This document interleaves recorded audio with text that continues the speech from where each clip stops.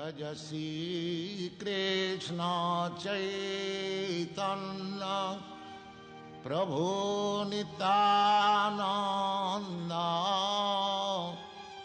श्री अद्वैत गदाधर शिवासादि गौर भक्त वृंद. Hare Krishna. There are beautiful stories concerning the glories of chapters of Bhagavad Gita which are taken from Gita Mahatmya of portion Uttara Khanda of Padma Purana, which are written by Vyasadeva. Glories of chapters of Bhagavad Gita or Gita Mahatmya starts with dialogues between Mother Parvati and Lord Shiva. Once Mother Parvati inquired, My dear husband, you know all the transcendental truths, and by your mercy I have heard the glories of the Supreme Personality of Godhead, Lord Krishna. O Lord, now I long to hear from you the glories of the Srimad Bhagavad Gita, which was spoken by Lord Krishna, and by hearing which one's devotion to Lord Krishna increases. Lord Shiva said, That person whose body is the color of dark rain cloud, whose carrier is the king of birds, Garuda, and who is lying on Anantashesha, the 1,000-headed serpent, that Lord Vishnu, whose glories have no limit, I am always worshipping. My dear Parvati, once after Lord Vishnu killed the demon Mura, he was resting peacefully on Anantashesha, when the bestower of all good fortune of the universe, Sri Lakshmi, respectfully inquired from him, Bhagwan, you are the controller and the maintainer of the whole universe, but yet you are sleeping unhappily on this ocean of milk. May I know the reason? Lord Vishnu said, My dear Lakshmi, I am not sleeping, but I am watching how wonderfully my energy is working. It is by this wonderful energy of mine by which I am controlling all things and yet remain separate. And it is by remembering these divine activities of mine that the great devotees and yogis manage to free themselves from the wheel of birth and death and attain that transcendental nature of mine which is eternal and free from all qualities. Lakshmi said, Oh, controller of all things, you are the goal of the meditation of great yogis. Nothing can go on without you, and yet you are separate. You are the cause of creation, maintenance, and destruction of all the material universes. Kindly inform me about the workings of your wonderful energies, which are so attractive that even you are lying here meditating upon them.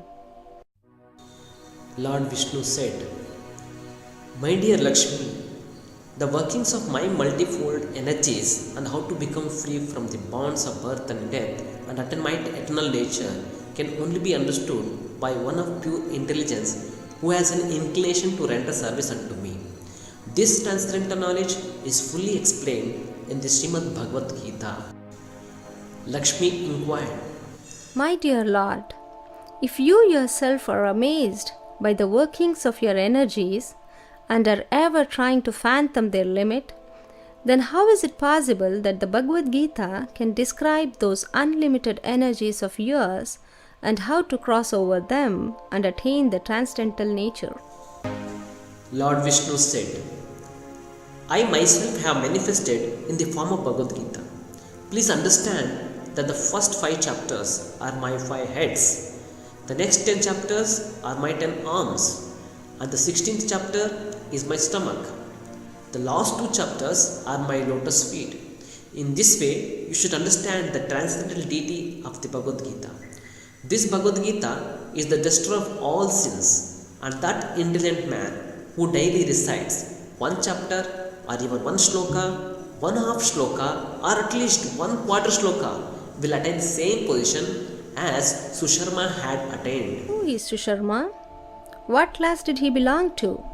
And what destination did he attain? Lord Vishnu said, My dear Lakshmi, Susharma was a very wicked and a most sinful man Although he was born in a Brahmana family, his family had no Vedic knowledge and he only took pleasure from hurting others. He never engaged in the chanting of my names, in giving charity or receiving gifts. In fact, he never performed any pious activities. For his livelihood, he collected leaves and sold them in the bazaar. He especially enjoyed drinking wine and eating flesh.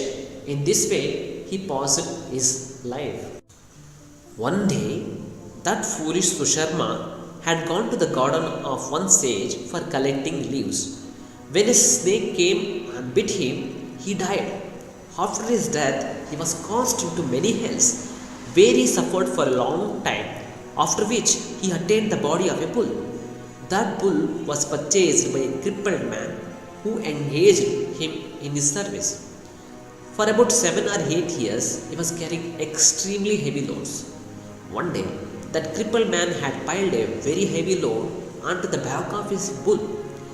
Very quickly, he was forcing that bull along, when suddenly the bull fell over and became unconscious. Many persons gathered there to see what was happening. Feeling sorry for that bull, one pious man bestowed upon that bull the results of some of his pious activities. Seeing that, other persons standing there started remembering their pious activities and offered the results of some of those activities to that bull. In that crowd, there was also one prostitute who did not know if she had ever performed any pious activities. But seeing everyone else offering their pious activities to that bull, she also offered the results of any pious activities she might have performed. After that, the bull died and was taken to the abode of Yamaraja, the god of death. There, Yamaraja informed him, "You are now free from the reactions of all your previous sinful deeds due to the pious credits given to you by that prostitute." Lord Vishnu said. Then he took birth in a very high Brahmana family. In that birth, he was able to remember his past lives. After many days, he decided to search out that prostitute who had been the cause of freeing him from his hellish situation. After he had found and introduced himself to that lady, he inquired from her. Susharma said, "What were the pious activities performed by you, the fruits of which freed me from my hellish situation?" The prostitute replied, My dear sir, in that cage is one parrot which recites something every day. Hearing that recitation, my heart has become completely pure. The results of hearing that recitation I had given to you. The Lord Vishnu said. Thereafter, they both inquired from that parrot about that recitation. Parrot, remembering his previous life, started to narrate his history. Parrot said, "Previously, I had been a very learned Brahmana, but due to my pride, I used to insult others learned persons. I was also extremely jealous. After I died, I was cast into many hells, and after a long time of suffering, I achieved this body of a parrot. Due to my past sinful activities, my mother and father died while I was a baby. One day, while I was lying at their hot sands with no protection, some rishis saw me and took me to their ashram and put me in a cage. At that same place, the children of those rishis were learning the recitation of the first chapter of Srimad Bhagavad Gita. Hearing them repeating these shlokas, I also started repeating those shlokas along with them. Shortly after, one thief stole me from that place and sold me to this pious lady." Lord Vishnu continued. By reciting the first chapter of the Bhagavad Gita, that parrot had become completely pure. And by hearing that recitation, that prostitute also became completely pure. And by receiving some of the pious results of hearing that recitation, Susharma also became completely pure. After discussing for some time the glories of the first chapter of Bhagavad Gita, Susharma returned to his home and the three of them individually engaged in reciting the first chapter of Srimad Bhagavad Gita and very quickly attained the supreme destination Vaikuntha. Anyone who recites, who hears or studies the first chapter of Bhagavad Gita will very easily cross over the ocean of mental miseries and attain the service of the lotus feet of Lord Krishna.